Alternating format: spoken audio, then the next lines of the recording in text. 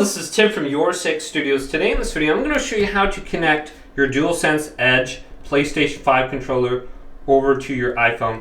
And I have an iPhone 14 right here, and it's easy to do.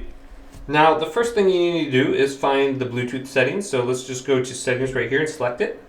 Then find Bluetooth. And this should be about at the top. So let's select it. And then we should be able to connect it. So that's the wrong area. So let's go up to the top, find Bluetooth right here, make sure it's turned on.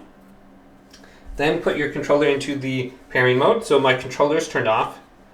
Now hold down the share button and the PlayStation button at the same time. And this will put your DualSense Edge controller into the Bluetooth pairing mode. So the light is blinking. Go back over to your iPhone, tap the DualSense Edge Wireless Controller. And now it's connected.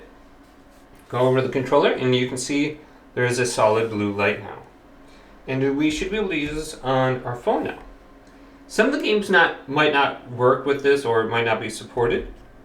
And another way that you can get to Bluetooth is if you scroll on down on the far right side, this corner, you can find Bluetooth right here. Here's Bluetooth, and I can see my controller is connected. And we can go to Bluetooth settings right here.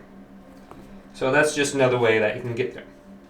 Then if you're trying to turn off your controller and when it's connected, just hold down the PlayStation button for like 5 seconds and the controller will turn off when it's connected to the phone. And then if you press it and turn it on again, it'll reconnect.